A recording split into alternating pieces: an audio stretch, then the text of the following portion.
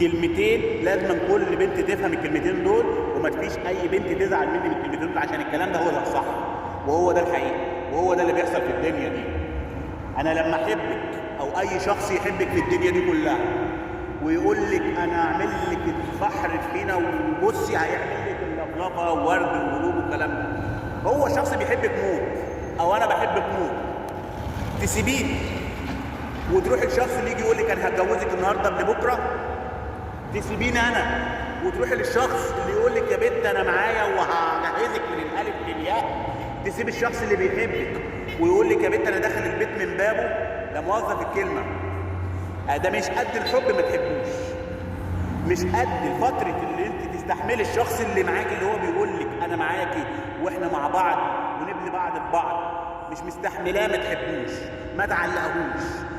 ما تفكريش بقى اللي هو السبن بقى، واي حد يقول لك انا داخل البيت من الباب على طول كده تروحي داخله على طول يلا انا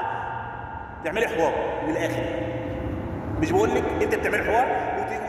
وتعلقي على حاجه صغيره قوي كده، انت ما كلمتنيش ليه النهارده؟ انت وانت خلاص انا مش هكلمك تاني، وتعملي له بلوك ليه؟ عشان في واحد تاني يخش البيت من الباب. صح ولا انا غلطان؟ لا، ما انت ما تلعبوش عليا، انا فاهم اللعبه كلها، انا بحبك وبعشقك وشايلك فوق دماغي، ونستحمل بعض ونجهز بعض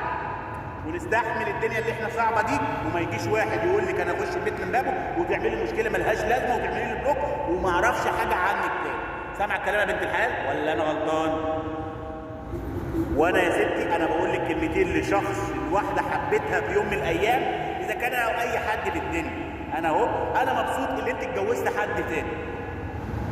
بس خلي بالك في نقطه لازم تفهميها، الشخص اللي انا بحبه، الشخص اللي انا بعشقه، الشخص اللي انا مش بحطه على دماغه وبشيله من على الارض شيل، الشخص ده هعيشه في مكانه ما تتخيلهاش.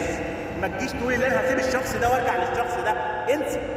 اللي باع مره هيبيع 1000.